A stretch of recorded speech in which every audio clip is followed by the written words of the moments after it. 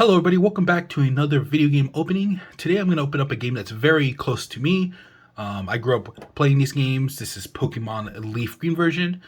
I also have the Fire Red version here, but I'm not going to be opening this up today. The box is in worse condition. I just kind of wanted to have it to, preview both. The contents are basically exactly the same for Leaf Green that it's going to be for Fire Red. So if you do want to, authenticate your Fire Red, be looking for the similarities. They're basically the same, but I might open this up in a future video. Okay, just some background. This is the American release, not the PAL or the Japanese, obviously. This is the first release. There is a player's choice release. That the only difference to my knowledge, apart from the circuit, which I'll talk about later, that's why I have one that's already opened here. It will just have something that says player's choice. I actually just took this out as reference. It'll have something similar to this, not exactly the same, but it'll say player's choice up here. Personally, I am not a huge fan of the player's choice editions, but it doesn't really matter. The box is relatively the same, the game is exactly the same, and the contents are relatively the same, to my knowledge. If you want to correct me, or if I say anything wrong, please do let me know. But yeah. Okay. I'll give you a quick preview of the box. Feel free to pause. I'll point out, I think, the things that are most important. First of all, as you can see, this has a type of foily, hollow material that shines. You can even almost see my reflection there. One of the biggest giveaways of a fake box or reproduction box, especially if you find an Etsy and stuff, is that this will not be that reflective. If that is the case, assume that it might be a fake box, because after basically the original games, like Pokemon Red, Blue, and Yellow for the North American releases, every single Pokemon game has had some type of like foil and hollow release, to my knowledge. So do be on the lookout for that. And just as a spoiler, I unfortunately do not have the wireless adapter that comes with it. In my opinion, it's not a huge selling point for me when I bought this complete in box. I was able to take a little bit off the price because of it, but they're pretty easy to find. It's not anything exclusive to just Leaf Green. The wireless adapter is the same for any Game Boy. This is not like a special Fire Red or Pokemon release, so don't worry if it doesn't have it. Here's the side of the box. Unfortunately, it was damaged cosmetically because of FedEx being terrible at shipping stuff. And the seller was unfortunately not a huge Pokemon person or huge video game collector back in the day. So, unfortunately, that is an imperfection of the box that is otherwise in very good condition. Here you have Snorlax, Leaf Green version. I won't spend too much time here, so if you want to pause, please feel free to. Intent of America and Washington, cool stuff. Here's the other side. Right here, you'll actually see that the type of like shiny material is not continued here. The whole box is not shiny, so don't worry if you see this being not shiny. And the back is not reflective or shiny either. Here's the back. Let you read some of the text. I am pretty sure that this doesn't have any spelling errors. I know that the original did have some errors, like I think Red and Blue had some errors in it where it would say Pokemon Red, even though you have a Pokemon Blue version. But Leaf Green and Fire Red do not have that, to my knowledge. If that's wrong, please do correct me.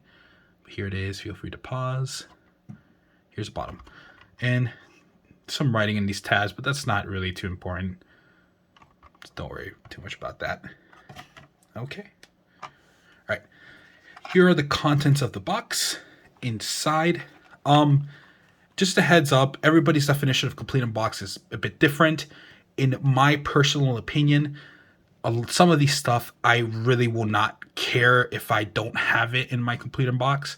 Meaning that if I'm buying a complete in box games, there's only a few things that I'll really care about, and I'll list those in a bit. But Here is the wireless adapter booklet. Personally, I do not care if my complete box did not have this. It's nice to have everything. If you have everything with the original inserts, that is awesome to have in a good condition box.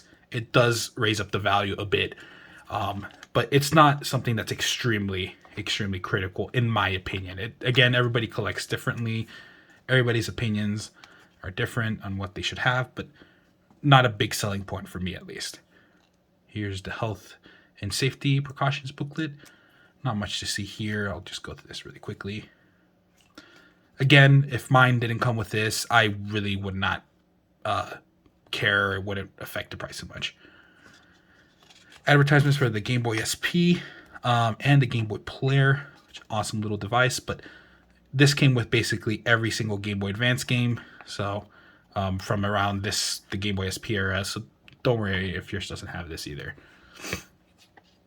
Okay, this is where, in my opinion, it starts getting more important in what you collect or what it has to be considered complete in box. Nintendo Power, the really cool thing about some of the boxes, to my knowledge, they were specific to whatever game you got.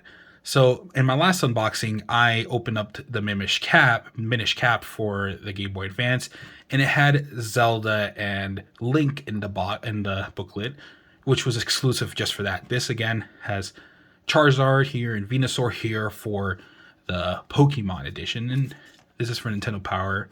And as I do think this version came out in Canada as well.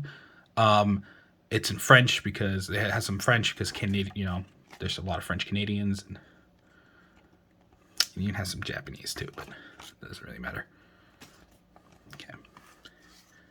Another important thing, in my opinion, to look for a complete in box is the instruction booklet. This will have some cool lore as well as some nice pictures and instructions and screenshots of the game and everything. Honestly, this is one of the best things to have, and one thing that does matter a lot, in my opinion, when you're looking for complete in box. Okay. Another very cool thing to have. It's kind of like, this is like a promotion thing. Basically, this opens up. I'll actually open this up since it's kind of cool to see. It'll show everything from the products of Pokemon back in that time period of 2004, which is when these Pokemon games came out. It's in French in the back, but it's exactly the same. But here you have basically Fire Red and Leaf Green. And you have some of the stuff that's coming out around this era, which is Pokemon Coliseum, which I will open up at sometime because it's a great game. Ruby and Sapphire actually came out before this game, so that's there. Some other stuff with like the anime, the trading card game. Very cool stuff, in my opinion, and something that I would want if I'm collecting complete in box. Okay. So the reason I have two cartridges here is that when I bought this, I had this original cartridge from when I was a kid. When I was a kid, I threw away the box and everything, but I kept the original cartridge, and that's the one I have here. Here's the one that came with the first edition, meaning that this was not the player's choice. The cartridges are exactly the same in everything except just one small detail. I'll talk about that in a sec. But here are the inserts, the cardboard inserts. This would have the wireless adapter right here, but as I told you, I unfortunately don't have it. But I would want to get it at some time, and it'd be nice to fill up that little hole right there. Okay. I already unscrewed this, so this pops up really easily. Getting a little tool right here.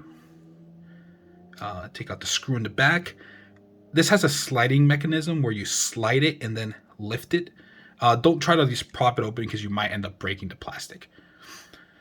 Okay, so one of the things to look up for in an original one, I'll actually show you the front really quick, is the foil kind of hollow material right here, kind of shiny, reflective. A lot of the fake ones will not have that. It'll be kind of dimmer or it won't shine as much. And then the number imprint right here. That is a good way to know if it's fake or not. The real ones would have that. The fake ones will not. Okay. Another thing to look at is that underneath the cartridge, actually, if you have it like closed, you will be able to see a Nintendo logo as well as the year, I guess, like copyright stuff, and this like little serial number. But I'll get to that in a sec. Here is the rest of the board. Another thing that you can see in the back, I'll actually keep this like this. You will be able to see 4 little squares in the back, and Game Boy Advance games, Pokemon will have these, and this is a good way to tell if it's fake or not. These like little almost gold squares. I'll actually take it out really quick so you guys can see.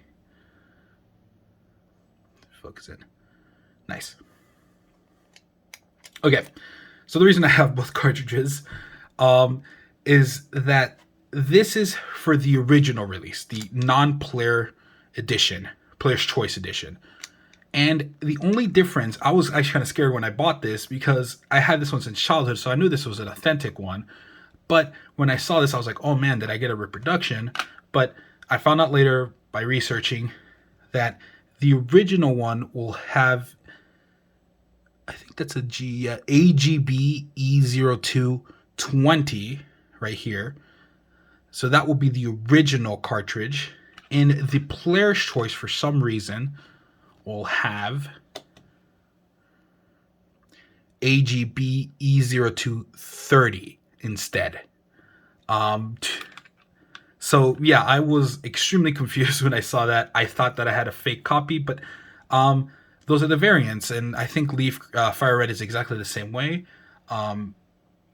So yeah, beyond, if you do see that, then don't worry too much about it. Another thing that I do want to mention is that these original games did not have the batteries in them like that some of the other ones. I think Emerald and Sapphire and Ruby had the batteries for like safe features, but this is not. So if you see one, then assume that it's not supposed to be there. Okay.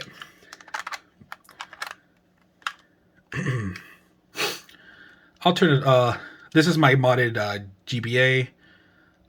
It's backlit, so it's really easy to see on camera. I have an original as well, but I think this will be a nice way to see. I'll start it up really quick and just show the starting screen.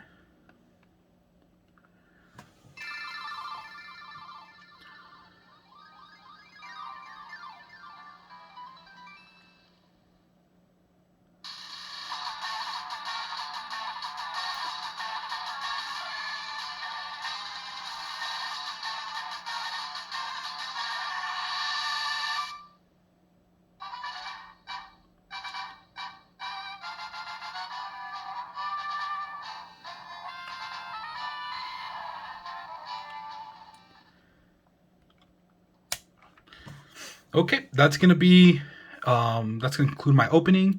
I have a lot of other Pokemon games as well as PS1, PS2, GameCube, GBA, SNES. I think I might have said it already, but I have a ton of games that I do want to open up for the channel. If there's any specific games that you want, do let me know. I'll let you know if I have it, and if anything, I'll maybe get a copy of it. I am collecting. I've been collecting for a lot of years now. I was kind of thinking with these videos if I should include what the prices are at.